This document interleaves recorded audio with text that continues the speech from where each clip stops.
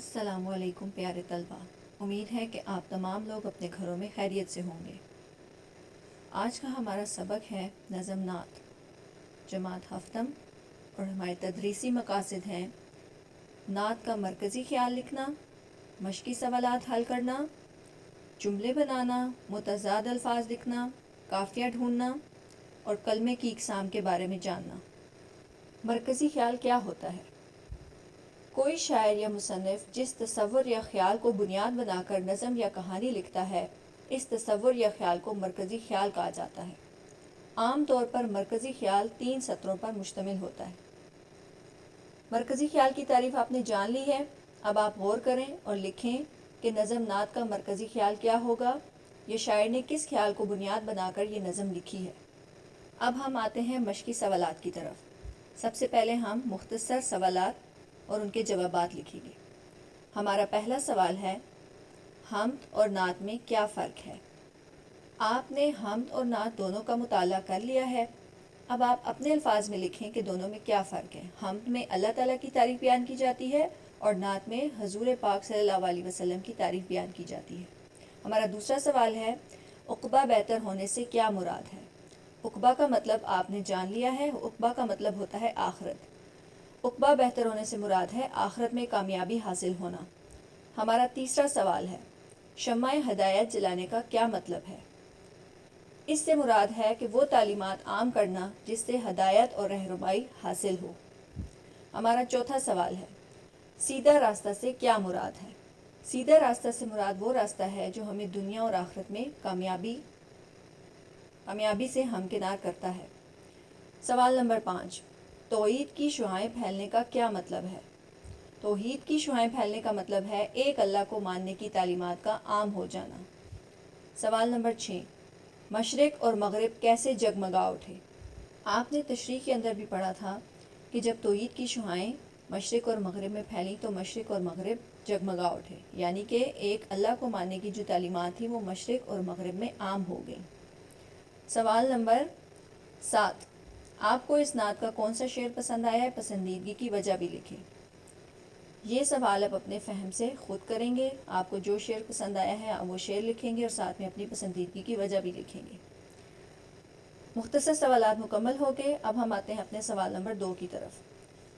سوال نمبر 2 ہے، خالی جگہ میں نعت کے متن کے مطابق لفظ لگائیں۔ آپ کو 4 آپشنز دی گئے ہیں، اس میں سے آپ نے جو ٹھیک آپشن ہے اس کو خالی جگہ کے اندر لکھنا ہے۔ سب سے پہلا ہے ہمارے پاس، انسانیت کا ڈیش انسان کو دکھایا، چہرہ، رتبہ، منظر یا رستہ۔ جب آپ نظم پڑھیں گے تو آپ کو اس کا جو بھی جواب ہے وہ آسانی سے سمجھ آ جائے گا۔ پہلی خالی جگہ میں آتا ہے رستہ، انسانیت کا رستہ انسان کو دکھایا۔ اسی طرح سے آپ باقی خالی جگہ بھی خود سمجھیں اور اس کو حل کریں۔ سوال نمبر 3 ہے، نبی پاک صلی اللہ علیہ وسلم کی آمد سے پہلے دنیا کے کیا حالات تھے؟ پیراگراف میں بیان کریں۔ آپ نے نظم کی تشریح میں بھی نبی پاک صلی اللہ علیہ وسلم کی آمد سے پہلے دنیا کے بارے میں سنا ہوگا۔ یہاں آپ کو کچھ اہم نکات دیے جا رہے ہیں جن کو استعمال کر کے آپ پیراگراف لکھیں گے۔ اہم نکات ہیں، معاشرے میں ہر قسم کی سماجی، معاشرتی اور اخلاقی برائی موجود ہونا۔ دوسرا نکتہ ہے، ایک اللہ کی عبادت کے بجائے بت پرستی عام ہونا۔ تیسرا نکتہ ہے، چاند، سورج، حیوان، درختوں اور پتھروں کی عبادت کرنا۔ چوتھا نکتہ ہے، عورتوں کو کسی قسم کے حقوق حاصل نہ ہونا، لڑکیوں کو زندہ دفن کر دینا۔ پانچواں نکتہ ہے، بے حیائی، شراب نوشی اور جوا عام ہونا۔ اور چھٹا نکتہ ہے، قبائل میں ذرا سی بات پر صدیوں تک لڑائیاں جاری رہنا۔ سوال نمبر 4 ہے، نعت میں حضور صلی اللہ علیہ وسلم کے جن احسانات کا ذکر کیا گیا ہے انہیں ایک پیراگراف میں بیان کریں۔ آپ کو کچھ اہم نکات دیے جا رہے ہیں، ان نکات کو استعمال کریں اور پیراگراف خود لکھیں۔ اہم نکات ہیں، پہلا ہے پیغام حق سنایا، دوسرا عقبہ سنوارنے کے طریقے بتائے، تیسرا سیدھا راستہ دکھایا، چوتھا محنت کی عظمت کا درس دیا، پانچواں کفر و شرک کا خاتمہ کیا، چھٹا توحید کے نور کو پھیلایا، ساتواں مخلوق کو خالق کے در پر جھکایا۔ سوال نمبر 5 ہے ہمارے پاس، کالم الف میں دیے گئے ہر مصرعے کا دوسرا مصرعہ کالم بے میں تلاش کریں اور اسے دی گئی مثال کے مطابق کالم جیم میں لکھیں۔ اب کالم الف میں جو مصرعہ دیا گیا ہے اس کا دوسرا مصرعہ آپ نے شاعری میں جو آپ کی نعت کی شاعری ہے اس کے حساب سے ڈھونڈنا ہے اور کالم جی میں لکھنا ہے۔ جیسے کہ یہاں پہ ایک مثال دی گئی ہے، نعت اس نبی کی جس نے پیغام حق سنایا۔ अब कॉलम बे में हम इस जुमले को ढूंढेंगे। चौथी लाइन में है इंसानियत का रास्ता इंसान को दिखाया। अब इस मिसरे को हम कॉलम जी में लिख देंगे। इसी तरह से आप बाकी मिसरों को ढूंढें और कॉलम जी में लिखें। सवाल नंबर 6 है, जुमलों में इस्तेमाल करें। आपको 5 अल्फाज दिए गए हैं जिनके मतलब आप पहले जान चुके हैं। इन मानी को सामने रखते हुए इन अल्फाज को जुमलों में इस्तेमाल करें और रहनुमाई के लिए घर के किसी बड़े की मदद ले सकते हैं। अल्फाज हैं हमारे पास पैगाम हक, उक़बा, शम्मा हिदायत, गाफिल, तौहीद। पैगाम हक मतलब सच का पैगाम, उक़बा आखिरत, शम्मा हिदायत हदायत की शम्मा, गाफिल गफलत में डूबा हुआ, और तौहीद अल्लाह ताला को एक मानना। नंबर 7 है हमारे पास मुतज़ाद अल्फाज लिखें। मुतज़ाद अल्फाज में से कुछ मुतज़ाद मैं आपको बताऊंगी और जो बहुत आसान है वो आप उनको खुद ही हल कर सकते हैं।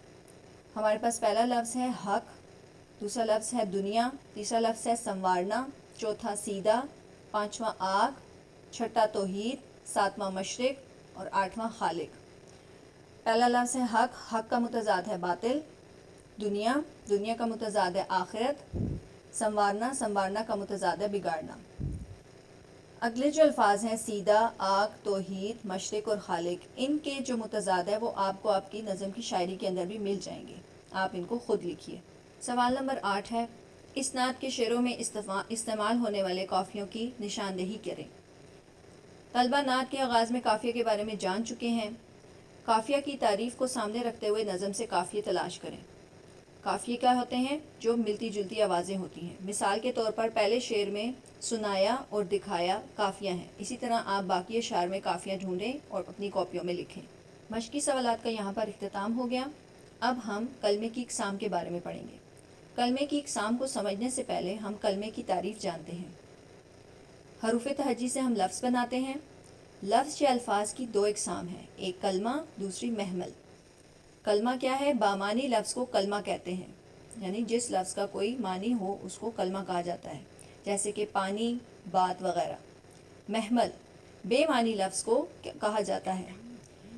ये बामानी लफ्ज़ के साथ ज़ोर देने या खूबसूरती पैदा करने के लिए बोले जाते हैं, जैसे पानी के साथ हम वानी लगाते हैं, बात के साथ हम चीत लगाते हैं। कलमे की 3 इक़साम हैं। कौन कौन सी? इसम, फ़ेल, हर्फ। अब सबसे पहले हम जानेंगे कि इसम क्या है। इसम किसी शख्स, चीज़ या जगह के नाम को इसम कहा जाता है, मसलन खालिद, लाहौर या कुर्सी वगैरह। फ़ेल वो कलमा है जो किसी काम के करने को जाहिर करे, जैसे उठता, खाई और पीता वगैरह। हर्फ ऐसा कलमा जो तन्हा अपने कोई वाज़े मानी ना दे, जबकि जुमले में आकर इसके मतलब को मुकम्मल और वाज़े करे, मसलन मैं, ने, को, पर, तक वगैरह। अब इसम, फ़ेल और हर्फ की एक मिसाल एक जुमले के अंदर बयान की गई है। अहमद ने खाना खाया। इस जुमले में खाना और अहमद इसम है, खाया फ़ेल है और ने हर्फ है। उम्मीद है कि आपको कलमे की इक़साम समझ में आ गई होंगी। अब आप इनसे मुतालिक 2 सरगर्मियाँ, 2 वर्कशीट्स आपको दी गई हैं जिन्हें आपने खुद हल करना है। पहली वर्कशीट है हमारे पास और उसमें पहला सवाल है, मंदरजा झैल अल्फाज में से कलमा और महमल अलग करें। अल्फाज हैं कूड़ा, मूड, चीत, सौदा, क्रिकेट, झूठ, कलम, सल्फ, वलम, बात वगैरह। दूसरी वर्कशीट है और उसके अंदर सवाल है हमारे पास, दर्ज झैल जुमलों में से इसम, फ़ेल और हर्फ को अलग करके लिखें।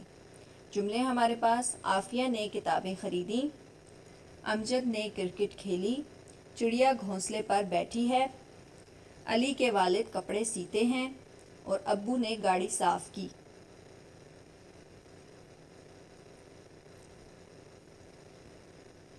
उम्मीद है आज के लेक्चर में जो चीज़ें आपके सामने बयान की गई हैं आप उनको उनकी अच्छे से समझ आ गई होगी। अब आपका घर का जो काम है वो है नज़म नात के सवालात 1, 3, 4, 6 और 7 को और 8 को अपनी कॉपियों पर हल करें। सवाल नंबर 2 और 5 को अपनी किताबों पर हल करें। कलमा, महमल और कलमे की इक़साम की वर्कशीट्स कॉपियों पर हल करें और उनकी तारीफ़ें भी याद करें। अपना बहुत सारा ख्याल रखिएगा। अल्लाह हाफ़िज़।